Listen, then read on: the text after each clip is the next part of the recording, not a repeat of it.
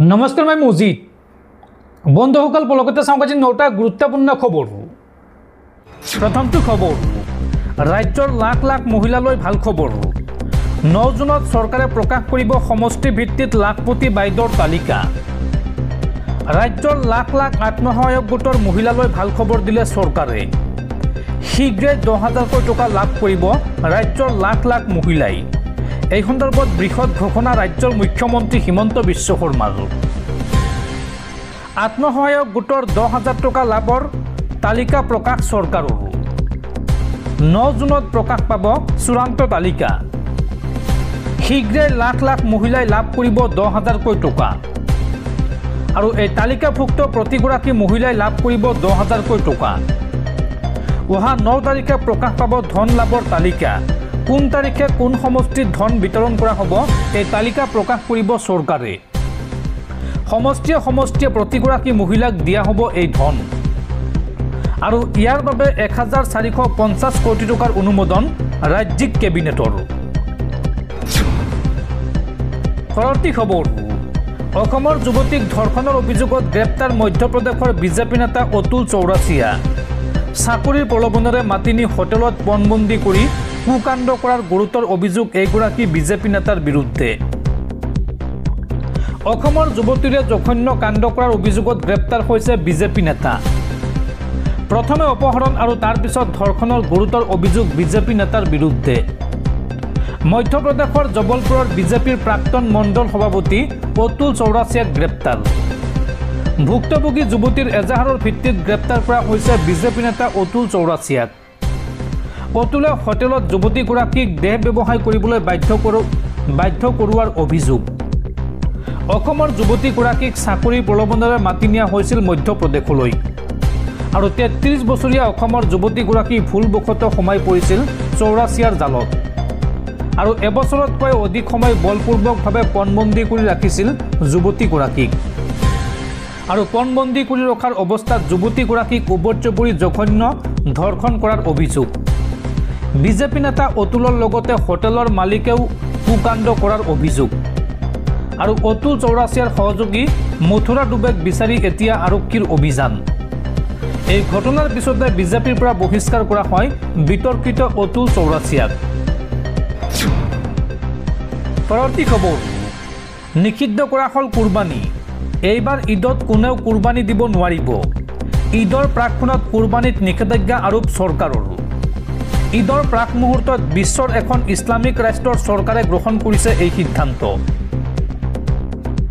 বিশ্বৰ কোটি কোটি মুছলমান সাজু হৈছে ঈদৰ বাবে। আৰু ঈদৰ প্ৰাকক্ষণত কুৰবানীত নিষেধাজ্ঞা আৰোপ প্ৰশাসনৰ। ঈদুল আজাহাক কুৰবানীৰ ঈদ বা বকৰী ঈদ বুলি কোৱা হয়। আৰু ইছলামিক পৰম্পৰা অনুসৰি ঈদুল আজাহাত দিয়া হয় কুৰবানী। কিন্তু এই ঈদত কুৰবানীত নিষেধাজ্ঞা আৰোপ কৰিছে এখন দেশে। আৰু তাৰ পিছতে দেশজুৰি সৃষ্টি হৈছে ব্যাপক প্ৰতিক্ৰিয়াৰ। ধৰ্মীয় স্বাধীনতা খৰ্ব কৰাৰ অভিযোগৰে মুছলমানৰ মাজত ক্ষোভ। ইছলামত অতীজৰে পৰা চলি অহা প্ৰথাত কুঠাৰাঘাত কৰাৰ অভিযোগ। ইছলামিক দেশ মৰক্কোত সমাগত ঈদত নিষিদ্ধ কৰিলে কুৰবানী। আৰু দেশখনৰ অৰ্থনৈতিক আৰু স্বাস্থ্যজনিত কাৰণত এই সিদ্ধান্ত লৈছে দেশখনৰ চৰকাৰে। লগতে দেশখনৰ ধৰ্মীয় আৰু ৰাজনৈতিক বিতৰ্কৰ বাবেও এই সিদ্ধান্ত গ্ৰহণ কৰা হৈছে। চলিত বৰ্ষৰ ঈদত কুৰবানীত নিষেধাজ্ঞা জাৰি কৰিছে ৰজা মহম্মদ ষষ্ঠই। আৰু ৰজা মহম্মদ ষষ্ঠৰ এই নিষেধাজ্ঞাৰ পিছতে এতিয়া গৰজি উঠিছে দেশখনৰ সাধাৰণ নাগৰিক। এখন মুছলমান প্ৰধান দেশত ঈদত এনে সিদ্ধান্ত লোৱাক লৈ প্ৰতিবাদ সাব্যস্ত কৰিছে দেশখনৰ জনসাধাৰণে। দৰ্শকসকল আৰু বহুতো গুৰুত্বপূৰ্ণ খবৰ আছে। তাৰ আগতে আপোনাক জনাওঁ যে যদি আপুনি এতিয়ালৈকে এইটো ভিডিঅ'ত লাইক কৰা নাই তেন্তে এতিয়াই ভিডিঅ'টোত লাইক কৰি দিয়ক। আৰু এনেকুৱা ধৰণৰ ভিডিঅ'সমূহ নিতৌ চাবলৈ চেনেলটো ছাবস্ক্ৰাইব কৰি কাষত থকা বেল আইকনটো প্ৰেছ কৰি ৰাখক। পৰৱৰ্তী খবৰ জাতিগত লোকপিয়লৰ তাৰিখ ঘোষণা। 1 অক্টোবৰৰ পৰা দেশত আৰম্ভ হ'ব জাতিগত লোকপিয়ল। 16 বছৰৰ মূৰত দেশত হ'বলৈ গৈ আছে এই লোকপিয়ল।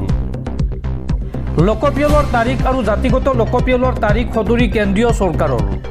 সূত্ৰৰ পৰা পোৱা তথ্য অনুসৰি এই লোকপিয়ল দুটা পৰ্যায়ত চলিব। ইয়াৰ প্ৰথম পৰ্যায় 2026 চনৰ 1 অক্টোবৰৰ পৰা আৰম্ভ হোৱাৰ বিপৰীতে দ্বিতীয় পৰ্যায় 2027 চনৰ 1 মাৰ্চৰ পৰা আৰম্ভ হ'ব। জাতিগত লোকপিয়লৰ সমান্তৰালকৈ দুটা পৰ্যায়ত লোকপিয়ল 2027 কৰা হ'ব।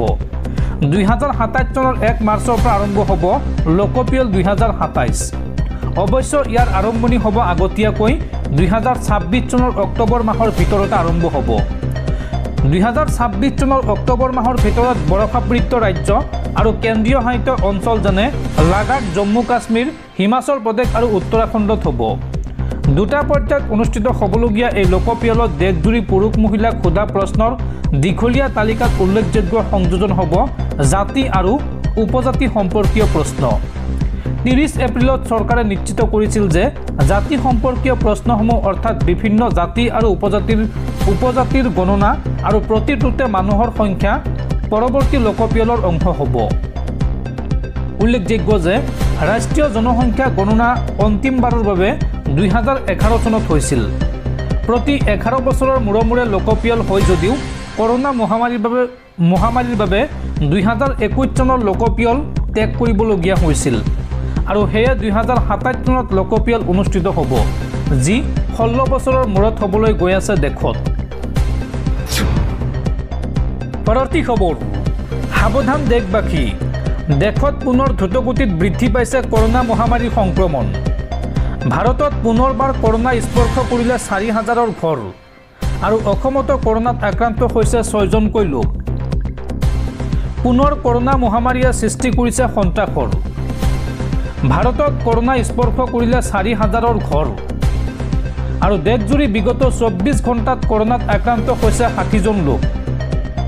অসমতো কৰোনাত আক্ৰান্ত হৈছে 6জনকৈ লোক আৰু সোমবাৰৰ দিনটোত 5গৰাকী কোভিড আক্ৰান্তৰ মৃত্যু হৈছে দেশত। এই তথ্য সদৰি কৰিছে কেন্দ্ৰীয় স্বাস্থ্য মন্ত্ৰালয়ে। পৰৱৰ্তী খবৰ, APCCৰ নৱনিযুক্ত সভাপতি গৌৰৱ গগৈৰ প্ৰসংগত পুনৰ সৰব হৈ পৰিছে মুখ্যমন্ত্ৰী হিমন্ত বিশ্ব শৰ্মা। মুখ্যমন্ত্ৰী হিমন্ত বিশ্ব শৰ্মাই গৌৰৱ গগৈৰ সন্দৰ্ভত মন্তব্য কৰি কয় যে টুপি পিন্ধিব নে নিপিন্ধিব তাক লৈ চৰ্চা হ'ল গৌৰৱ গগৈৰ সভাত। এটা বিশেষ সম্প্ৰদায়ক লৈহে গৌৰৱ গগৈৰ সভাত চলিল চৰ্চা। ভূপেন বৰা থকা হ'লে অলপ প্ৰতিদ্বন্দ্বিতা হ'লহেঁতেন 2026ত, কিন্তু এতিয়া 2026ৰ বিধানসভা নিৰ্বাচনত কোনো প্ৰতিদ্বন্দ্বিতাই নহয়। অসমৰ মানুহে যি বিচাৰে বিজেপিয়েহে দিব সেয়া, অৰ্থাৎ 2026ত পুনৰ হ'ব বিজেপি চৰকাৰ। এই মন্তব্য ৰাজ্যৰ মুখ্যমন্ত্ৰী হিমন্ত বিশ্ব শৰ্মাৰ।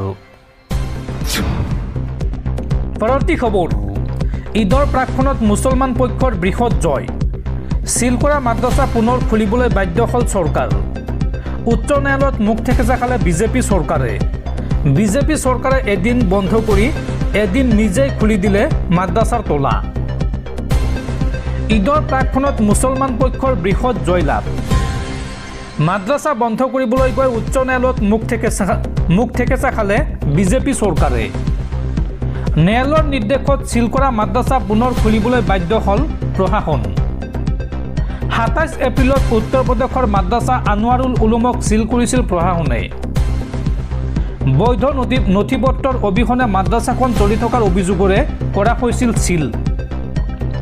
আৰু তাৰ পিছতে উত্তৰ প্ৰদেশৰ সংখ্যালঘু কল্যাণ বিভাগক তীব্ৰ সমালোচনা কৰিছে ন্যায়ালয়ে, কিয়নো মাদ্ৰাছা পক্ষই সকলো বৈধ নথিপত্ৰ লৈ ন্যায়ালয়ৰ দ্বাৰস্থ হৈছিল আৰু তাৰ পিছতে উত্তৰ প্ৰদেশৰ সংখ্যালঘু কল্যাণ বিভাগক তীব্ৰ সমালোচনা কৰিছে ন্যায়ালয়ে।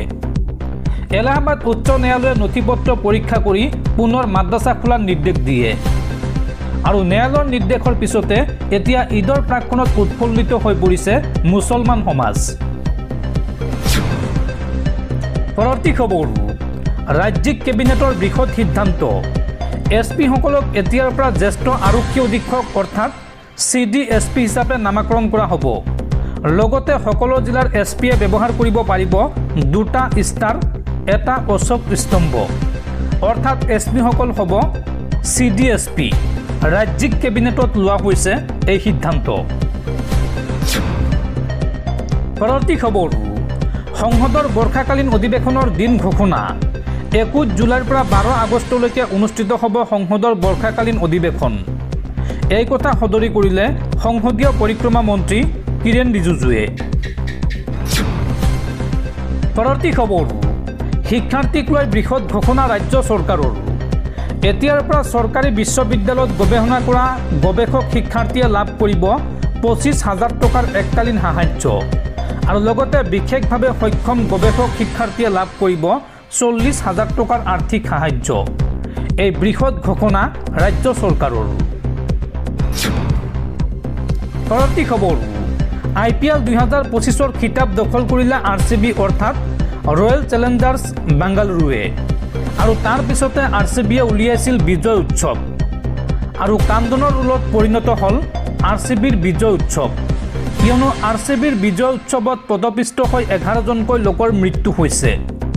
আৰু তাৰ পিছতে এই ঘটনাই জোকাৰি গৈছে সমগ্ৰ দেশ, শোকস্তব্ধ হৈ পৰিছে সমগ্ৰ দেশ।